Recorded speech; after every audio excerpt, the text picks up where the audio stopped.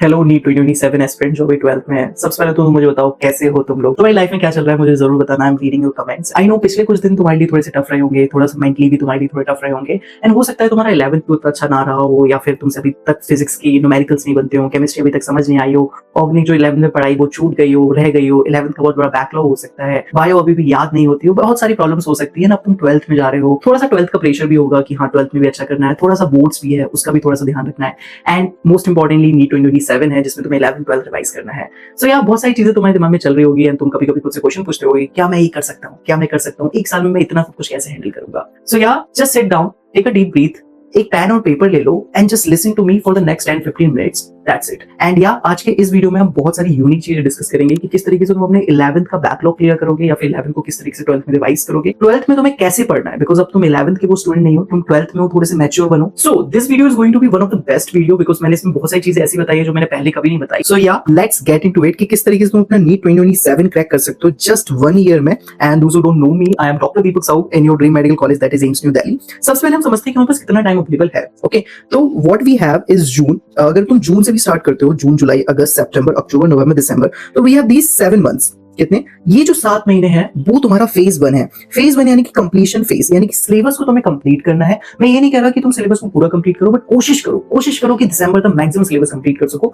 12th along with 11th, and अपना 12th start करो। मैं क्यों बता रहा हूँ, 12th में तुम्हारा बोर्ड भी है, 12th का सिलेबस भी पढ़ा है, एंड नीट में 12th से ज्यादा क्वेश्चन पूछे जाते हैं। तो कुछ भी करो, तुम्हारा 11th का सिलेबस कितना भी हुआ है, 30%, 40%, 50%, वो ठीक है। 12th को स्टार्ट करो, क्योंकि 12th को कंप्लीट करने में हमें बहुत टाइम लगेगा इन योर कोचिंग्स आल्सो। ठीक है, दिसंबर में ही या फिर जनवरी में we will start the revision and mock test हम देना स्टार्ट कर देंगे। कैसे देना है, मॉक टेस्ट कैसे करना है, रिवीजन कैसे करना है, don't worry, I tell you. तो ये हमारा फेज 2 है, ताकि एटलीस्ट जनवरी फरवरी मार्च अप्रैल तो तुम्हारे पास हो, जिसमें तुम क्या कर सको, अपना full syllabus mock test revision कर सको। बहुत सारे लोगों का क्या हुआ था लास्ट ईयर, सिलेबस ही कंप्लीट हुआ फरवरी मार्च में। जिस बंदे का फरवरी मार्च में सिलेबस कंप्लीट होगा, वो 1-1.5 महीने में क्या रिवाइज करेगा, क्या मॉक टेस्ट देगा, क्या नीट कैसे निकालेगा, वो 1-1.5 महीने में नहीं हो पाता पूरा 11th 12th। तो वो कैसे करना है, I tell you very clearly. Okay, सबसे पहली चीज ये है कि बहुत सारे लोगों का 11th का बैकलॉग है 12th में, तो वो कैसे क्लियर करना है। देखो, हर साल लाखों बच्चों का बैकलॉग होता है, उसमें से बहुत सारे बच्चे इतना सारा बैकलॉग लेने के बाद भी कर लेते हैं, जैसा मैंने किया था। मेरा जब मैं 12th में आया था, मेरा 11th का बहुत ज्यादा बैकलॉग था, लेकिन फिर भी मैंने 12th में मैनेज किया, 11 12 साथ में पढ़ाई की, एंड एज रिजल्ट मेरी ऑल इंडिया रैंक 5 आई।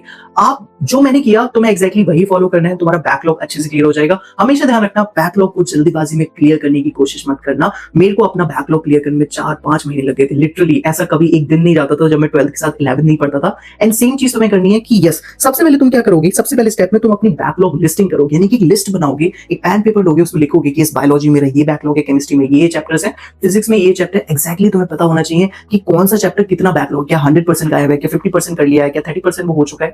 तो एग्जैक्टली सबसे पहले तुम्हें पता होना चाहिए कि तुम्हारा बैकलॉग कितना है। Now coming to the second step, जो मैंने बहुत डेडिकेटली 1 साल फॉलो किया था अपनी स्ट्रेटेजी में, वो ये था कि मैंने एक स्पेसिफिक टाइम दे दिया था कि ये तो मेरा बैकलॉग टाइम है। इसको बोलते हैं टाइम कंपार्टमेंटलाइजेशन, जिसमें तुम क्या करते हो, अपने 24 घंटे के दिन में तुम क्या करते हो, 2 से 3 घंटे या फिर जितना बैकलॉग है 3 से 4 घंटे, एक स्पेसिफिक टाइम, एकदम फिक्स टाइम कि भाई करना ही है। जैसे मैंने क्या किया था, मैं 9 बजे बैठता था, 12 बजे मैं डेली बैकलॉग ही करता था, जिसमें मैं 11th के क्वेश्चन प्रैक्टिस कर रहा हूँ, उसकी थ्योरी पढ़ रहा हूँ, या फिर उससे रिलेटेड लेक्चर्स देख रहा हूँ। तो कुछ भी बैकलॉग रिलेटेड चीजें हैं वो तुम क्या करो, एक स्पेसिफिक 3 से 4 घंटे के स्लॉट में करो। बाकी जो पूरा दिन है उसमें अपना करंट का सिलेबस करो। क्यों मैं ऐसा इसलिए बता रहा हूँ करंट का सिलेबस करना, क्योंकि बहुत सारे बच्चे ये करते हैं कि बैकलॉग क्लियर करने के चक्कर में वो अपने करंट जो सिलेबस चल रहा है उस पर ध्यान नहीं देते, एंड उससे क्या होता है, वो जो करंट का सिलेबस होता है वो भी बैकलॉग में चला जाता है। तो रूल नंबर 1 बैकलॉग का यही है कि बैकलॉग नया क्रिएट नहीं करना है। जो बैकलॉग एग्जिस्ट करता है उसको पहले क्लियर करना है, भले तुम धीरे धीरे क्लियर करो। एंड इसी में आता है हमारा पॉइंट कि हमें बैकलॉग का एक शेड्यूल बनाना होगा। ओके, मैं एग्जांपल से तुम्हें समझाता हूँ कि बैकलॉग का शेड्यूल तुम कैसे बना सकते हो। अगर तुम्हारे पास फिजिक्स के 5 चैप्टर्स का बैकलॉग है, तो तुम क्या करोगे, अगले 4 महीने में 5 चैप्टर्स को इस तरीके से डिवाइड करोगे कि हर महीने में लगभग एक चैप्टर आएगा। तो 4 महीने में तुम 5 चैप्टर आराम से कर लोगे। मतलब काइंड ऑफ 3 वीक्स में तुम एक चैप्टर कर रहे हो, तो 3 वीक्स में वो थोड़ा कि आज एक लेक्चर देख लिया, आज एक लेक्चर देख लिया, फिर एक लेक्चर आज देखा, उसकी क्वेश्चन प्रैक्टिस कर ली, फिर लेक्चर देखा, फिर क्वेश्चन प्रैक्टिस कर ली। इस तरीके से 3 हफ्ते में तुम एक चैप्टर कर सकते हो। तुम्हें जल्दबाजी नहीं करनी कि नहीं 1 हफ्ते में एक चैप्टर कर लूंगा, 2 हफ्ते में 2 चैप्टर्स कर लूंगा। नहीं, हर साल लाखों बच्चों का सिलेबस कंप्लीट होता है, हर साल, बट लाखों बच्चों का कभी सिलेक्शन नहीं होता। बिकॉज सिलेबस तुम करना जरूरी है, लेकिन कैसे करते हो वो बहुत ज्यादा जरूरी है। तो सिस्टमैटिकली करोगे, बैकलॉग को क्लियर करने के लिए लेक्चर प्रॉपर्ली देखोगे, उनकी क्वेश्चन प्रैक्टिस प्रॉपर्ली करोगे, कैसे करना है don't worry, I will tell you. Okay, so वो एक सिस्टम को फॉलो करोगे, उससे बैकलॉग जब तुम क्लियर कर लोगे तो तुम बहुत अच्छा करोगे। तो इसी तरीके से तुम्हें अपने पूरे 12th वर्क करंट को चलने देना है। यस, करंट को डिस्टर्ब नहीं करना है। करंट के लेक्चर देखो, दिन भर पूरे दिन भर मेहनत करो करंट के ऊपर। रात में या फिर कभी भी तुम्हारा मन करे एक स्पेसिफिक टाइम अपना बैकलॉग को दो, एंड कैसे क्लियर करना है मैंने तुम्हें बताया, कैसे शेड्यूल करना वो भी मैंने तुम्हें बताया। देखो मैं तुमसे बिल्कुल ऑनेस्ट होता हूँ, जो तुम्हारी 12th क्लास है वो इजी नहीं होगी। क्यों इजी नहीं होगी? तुम्हारे पास बोर्ड्स है, फर्स्ट ऑफ ऑल थोड़ा सा बैकलॉग भी है, 11th हो सकता है बहुत से लोगों की 11th वेस्टेड भी हो। तो मैं मॉक टेस्ट में तुम्हारे जब मॉक टेस्ट चल रहे होंगे तो होगा क्या ना, तुम्हारे करंट का सिलेबस से तुम रिवाइज नहीं कर पाओगे, मॉक टेस्ट में तुम्हारे मार्क्स डेफिनेटली कम आएंगे। एंड उसके साथ साथ पेरेंट्स का अपना एक प्रेशर होता है कि अच्छा करना है, नीट में अच्छा करना है, बोर्ड्स का अच्छा करना है, 11th की बहुत सारी चीजें तुम्हें परेशान करेंगी, तुम टाइम पे रिवीजन नहीं कर पाओगे एंड अपने आप में एक प्रेशराइज फील करोगे। So 12th is one of the toughest time of your NEET preparation, but the thing is that तुम्हें इस एक बात को समझना होगा कि ये तुम्हारी लाइफ का एक टेस्ट है और तुम्हें इस टेस्ट को पास करना होगा। कैसे पास करना है? बिकॉज अभी जो नीट है वो बहुत अनप्रेडिक्टेबल हो गया है। नीट 2024 बहुत इजी आया, नीट 2025 टफ आया, नीट 2026 इजी आया, अभी नीट ऐसा सुनने में आ रहा है कि बहुत टफ आएगा, मोस्ट कॉमनली वो मॉडरेट या फिर टफ लेवल पे ही होगा। सो अभी जो तुम्हारा बेस्ट एडवांटेज है वो है गाइडेंस। ऐसा मैं क्यों बोल रहा हूँ? देखो बहुत सारे बच्चे 12th में क्या करते हैं, वो छोड़ देते हैं, वो आस छोड़ देते हैं, होप छोड़ देते हैं, वो कंसिस्टेंसी छोड़ देते हैं। आज पढ़ने का मन है, कल पढ़ने का मन नहीं है, फिर जब पढ़ने का मन नहीं होता ना तो उसमें 2-3 दिन ऐसे बर्बाद हो जाते हैं। एंड बहुत सारे बच्चों को समझ नहीं आता बैकलॉग कैसे करना है। जैसा आपने देखा होगा कि यस आपके साथ भी ऐसा हुआ होगा कि मुझे समझ नहीं आ रहा बैकलॉग कैसे करूं, मेरा ये पोर्शन छूटा, मुझे समझ ही नहीं आ रहा मैं कहां से लेक्चर देखूं। सो ऐसे केसेस में एक personal mentor, yes I am getting very serious now, because अब जो तुम्हारी लाइफ है उसकी डोर तुम्हारे हाथों में है। तुम अपने आप को एम्स दिल्ली तक भी पहुंचा सकते हो, तुम अपने आप को गवर्नमेंट मेडिकल कॉलेज तक भी पहुंचा सकते हो, या फिर तुम प्राइवेट तक पहुंचा सकते हो, या फिर अपने आप को ड्रॉप ईयर तक पहुंचा सकते हो। ये सब कुछ तुम पे डिपेंड करता है। एंड एक पर्सनल मेंटर होने का ये फायदा होता है कि वो तुम्हारा कंप्लीट रोड मैप बना के दे देगा कि हाँ तुम्हें इस साल क्या करना है, इस महीने क्या करना है, इस हफ्ते क्या करना है, डेली क्या करना है। तुम्हारे बैकलॉग का जो शेड्यूल है जो तुम शायद ना बना पाओ मोस्ट लाइकली, कि कब क्या कैसे पढ़ना है, कहां से पढ़ना है, वो तुम्हें बता देगा कि यहाँ से पढ़ लो। एंड इसका एक फायदा ये होता है कि जब हमारे साथ कोई दोस्त पढ़ रहा होता है, जैसे कॉलेज में क्या होता है या फिर स्कूल्स में क्या होता है, जब हमारे साथ कोई दोस्त पढ़ता है ना तो हमें रहता है कि यस मेरा दोस्त मेरे साथ पढ़ रहा है, मेरे को बता रहा है, तो मैं भी उसके साथ पढ़ लेता हूँ। So it is like your friend. तो your personal mentor is your like friend, जो तुम्हें सारी हेल्प करेगा रिवीजन से लेके तुम्हारी डेली ट्रैकर शीट होगी जिसमें तुम्हें अपडेट करना होगा। एंड इसके साथ साथ मॉक टेस्ट में मार्क्स को कैसे इंप्रूव करना है, मॉक टेस्ट को कैसे एनालाइज करना है, एंड तुम अपने नॉन एकेडमिक डाउट्स भी पूछ सकते हो। तो आज के टाइम पे तुम ऐसा क्या कर रहे हो जो सामने वाला नहीं कर रहा जिससे तुम्हारा सिलेक्शन होगा? The answer is very simple. अगर तुम्हारे पास पर्सनल मेंटर है तो तुम्हारी नीट निकालने की प्रोबेबिलिटी बहुत ज्यादा बढ़ जाती है, बिकॉज तुम ज्यादा कंसिस्टेंट रहोगे, व्हिच इज वेरी ऑब्वियस कि तुम ज्यादा कंसिस्टेंट रह पाओगे, तुम्हें ज्यादा टेंशन लेने की जरूरत नहीं होगी। बहुत सारी चीजें तुम किसी से शेयर तो कर पाओगे, एटलीस्ट किसी से बात तो कर पाओगे, क्योंकि पेरेंट्स से कभी कभी फ्रेंड्स से हम वो बातें नहीं कर पाते। हमारे फ्रेंड्स कभी कभी नॉन नीट वाले होते हैं, वो चीजें समझ नहीं पाते कि हाँ क्या चल रहा है। So that is why एक पर्सनल मेंटरशिप होने से आपको बहुत ज्यादा फायदा है। एंड या जो toppers club personal mentorship program है, we have started it once again, and the thing is that इसमें एम्स दिल्ली के ही इकलौते ओनली एम्स दिल्ली के ऑल इंडिया रैंक्स मेंटर्स होते हैं जो आपको पर्सनली गाइड करते हैं, जिनसे आप व्हाट्सएप कॉल पे या फिर वीडियो कॉल पे या फिर चैट्स के थ्रू किसी भी तरीके से कनेक्ट कर सकते हो। इसमें कोई लिमिट नहीं है कि आप कितनी बार बात कर सकते हो, आपका जितना मन करे आप उतना बात कर सकते हो। एंड यार जैसे मैं हमेशा कहता हूँ कि या द थिंग इज दैट अगर तुम्हारा गवर्नमेंट मेडिकल कॉलेज में सिलेक्शन हो जाता है तो हम तुम्हें 100% रिफंड कर देंगे। तो मुझे नहीं लगता कि इससे अच्छा मौका तुम्हारे पास हो सकता है नीट 2027 को फोड़ने का, अपने ड्रीम मेडिकल कॉलेज में जाने का, एंड बिना किसी टेंशन के सिर्फ अपनी पढ़ाई करने का, बिकॉज तुम्हारा पर्सनल मेंटर तुम्हारी बाकी सारी जो टेंशन है उसको संभाल देगा।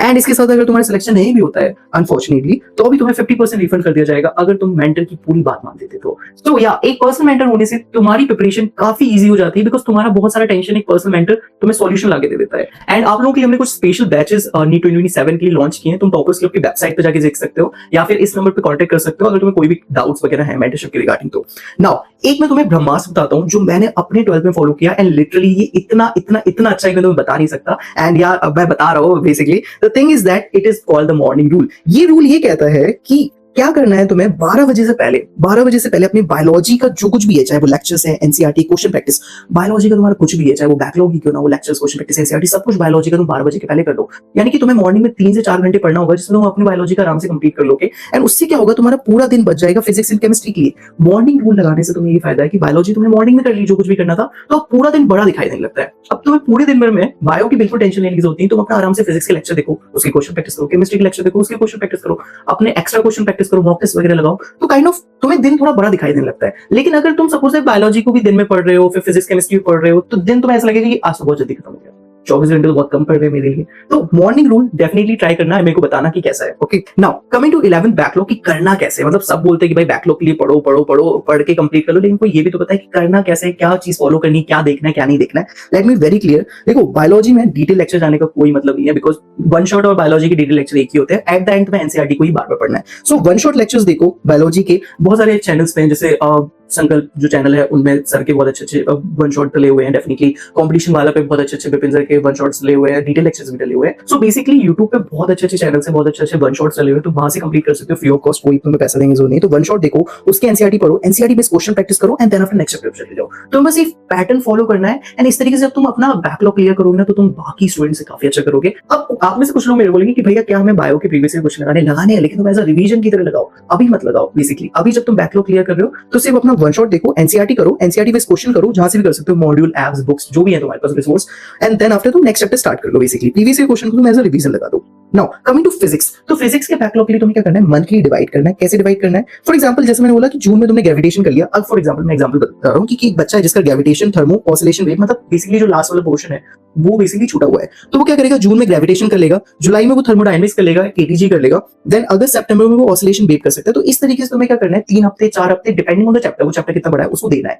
मैं तुम्हें भागने के लिए नहीं कह रहा, मैं तुमसे ये नहीं कह रहा कि तुम जल्दी से जल्दी कर लो, क्योंकि इसका कोई फायदा नहीं। मैंने हजारों लाखों बच्चों को ये करते हुए देखा है, फेल होते हुए देखा है कि उनका सिलेबस लास्ट में स्ट्रॉन्ग नहीं हो पाता। ओके, सो हमें ये चीज नहीं करनी है। तुम डिटेल लेक्चर देख सकते हो, वो चैप्टर तुम्हें बिल्कुल ही नहीं आता, लाइक वो जीरो है, तुमसे बिल्कुल नहीं आता, तो तुम डिटेल लेक्चर देख सकते हो, उसके डिवाइड कर लो, या फिर तुम वन शॉट देख सकते हो। लेकिन देखने का तरीका ये है कि जब कभी भी वन शॉट देखो, उसमें जैसे ही टॉपिक कंप्लीट हो जाए वन शॉट को रोको, देन क्वेश्चन प्रैक्टिस करो। उस टॉपिक के कितने ही क्वेश्चन होंगे तुम्हारे मॉड्यूल्स में या फिर किताब में, कितने होंगे, 20 25 30 क्वेश्चन होंगे उस टॉपिक के, तो एटलीस्ट वो 20 25 30 क्वेश्चन लगाओ। अगर तुम ऐसा नहीं कर रहे, तुम बस ये सोचो कि मैं वन शॉट को मूवी की तरह देख लेता हूँ, लास्ट में क्वेश्चन प्रैक्टिस करूंगा, तुमसे क्वेश्चन नहीं बनेंगे। फिर तुम्हें क्वेश्चन नहीं बनेंगे, तुम फिर अंडर कॉन्फिडेंट होगे, फिर तुम ये सोचोगे कि वन शॉट देखने का कोई वो नहीं है, फिर बैकलॉग क्लियर नहीं होगा। So this very important, detail lecture देखो, वन शॉट देखो, डिपेंडिंग ऑन द कि तुम्हारा कितना स्ट्रॉन्ग है वो।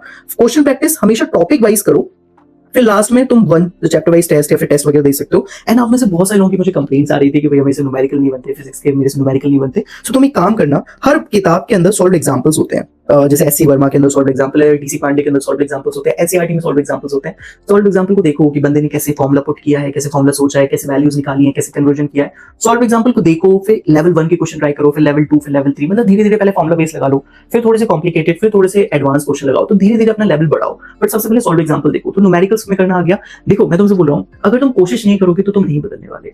अगर तुम अभी तुम जैसे हो वैसे ही रह जाओगे अगर तुम कोशिश नहीं करोगे।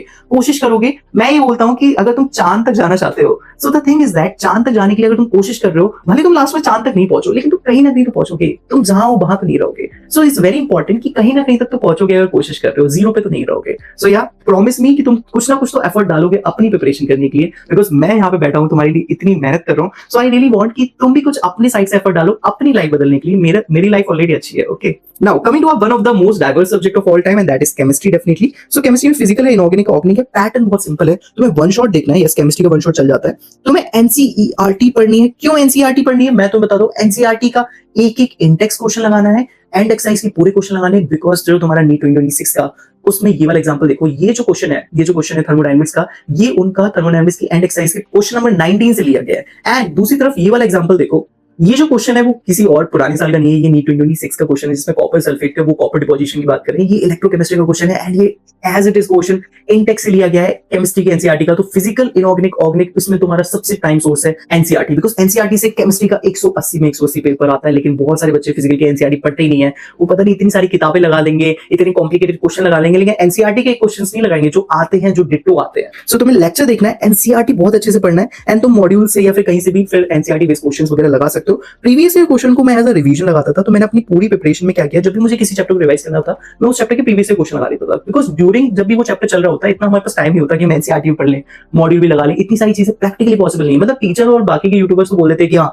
ये भी लगा लो, ये भी लगा लो, ये भी लगा लो, लेकिन this is not practically possible. Practically possible नहीं है कि हाँ एनसीईआरटी पढ़ सकते हैं, एक सोर्स से क्वेश्चन लगा सकते हैं, बाद में टाइम मिलेगा, बाद में जब रिवीजन करने की बारी आएगी तब हम प्रीवियस क्वेश्चन लगा लेंगे। सो ये प्रैक्टिकली पॉसिबल है। ओके, एट लास्ट में बस तुमसे ये कहना चाहता हूँ, you guys are really very sweet, and यार तुम फर्स्ट बैच हो गए जो कंप्यूटर बेस्ड टेस्ट देगा, जो बहुत अच्छी बात है तुम्हारे लिए, क्योंकि तुम्हारा बहुत ज्यादा साइन का टाइम, ओएमआर का टाइम, बहुत सारा टाइम बच गया है, जो बहुत अच्छी बात है। एंड देखो मैं तुमसे बस ये कहना चाहता हूँ कि हमारी प्रिपरेशन में क्या होता है ना, हम खुद को बहुत ज्यादा कंपेयर करते हैं हमारे दोस्तों से जिनके ज्यादा नंबर आ रहे होते हैं, हम उनसे बहुत ज्यादा कंपेयर कर लेते हैं। एंड कभी कभी बस हम कंपेयर ही करते चले जाते हैं, हम कभी खुद पे काम नहीं कर पाते। बिकॉज मैं मानता हूँ यार ये इतना आसान नहीं है, मतलब बोल देना कि हाँ मेहनत कर लो, इतना आसान नहीं है, इतना आसान भी नहीं है। द थिंग इज दैट हम ह्यूमंस है तो हम कंपेयर करते हैं, हमें जलन होती है, जेलिसी होती है। एंड या जब सामने वाले के ज्यादा मार्क्स आते हैं तो बुरा लगता है, एंड जब हम अच्छा नहीं कर पाते बुरा लगता है, जब पेरेंट्स बोलते हैं कि तुम्हारे मार्क्स क्यों नहीं आ रहे, बुरा लगता है डेफिनेटली, बट बुरा लगना भी चाहिए। But the thing is that बुरा लग रहा है अच्छी बात है, बट तुम्हें ये सोचना है कि यस चीजें गलत है, चीजें सही नहीं है, चीजों में बहुत सारे इंप्रूवमेंट की जरूरत है, बट मैं करूंगा। मेरे साथ हमेशा यही था कि या चीजें कभी परफेक्ट नहीं थी, कभी कोविड है, कभी 11 का बैकलॉग है, कभी फैमिली में कुछ चल रहा है, कभी कोचिंग ही बंद हो गई, बहुत सारी चीजें मेरे साथ हुई है, लेकिन एट द एंड मेरे मन में ये था चीजें कितनी भी गलत हो जाए, दुनिया इधर की उधर हो जाए, आई विल वर्क हार्ड, मैं अपनी प्रिपरेशन में ध्यान दूंगा। एट द एंड गोल मेरा सिंपल था, नीट 2020 जो वन था मेरा उसे फोड़ना है, और उसके लिए मुझे बस अपना सिलेबस स्ट्रॉन्ग करना है, और मैं कुछ भी करके वो काम कर लूंगा, क्योंकि ये मेरे ऊपर डिपेंड करता है। सो या अपने आप को जज नहीं करना है कि मैं वीक हूं या फिर मैं कर नहीं सकता। अगर तुम एफर्ट्स डालोगे, मैं बोल रहा हूं तुम आज नहीं कर सकते, कल नहीं कर सकते, लेकिन परसों नरसों कभी ना कभी तो तुम वो चीज कर लोगे, कभी ना कभी तो तुम न्यूमेरिकल बनने लगेंगे, लेकिन उसके लिए तुम्हें एफर्ट्स डालने होंगे my dear friends. So yeah with these well wishes and I really love you guys, because तुम लोग जितना हार्ड वर्क करते हो, लाइक बहुत करते हो, एंड बहुत सारी चीजें देखते हो, बहुत सारी चीजों से गुजर रहे होते हो। So yeah lots of love to you. And yeah आप इसे जिन लोगों को भी कोई भी इश्यूज हैं, लाइक बहुत ज्यादा परेशान हो, so yeah you can join toppers club mentorship programme, there is no problem, we are all here to help you only. Okay, and खुद को बनाए रखना है, ऐसे होप नहीं होनी है कि नहीं मेरे से तो नहीं होगा, 12th के साथ नहीं होगा, ड्रॉप ले लूंगा, नहीं नहीं ऐसा नहीं करना, हो जाएगा। अगर तुम करते रहोगे तो हो जाएगा। Thank you so much for watching this video. हम नेक्स्ट वीडियो में कुछ नई चीजों को बात करेंगे, तो बैकलॉग में और डिटेल में बात करेंगे, या फिर टाइम टेबल के रिगार्डिंग बात करेंगे। Thank you so much for watching this video and meet you soon, very soon in the next video. Good bye.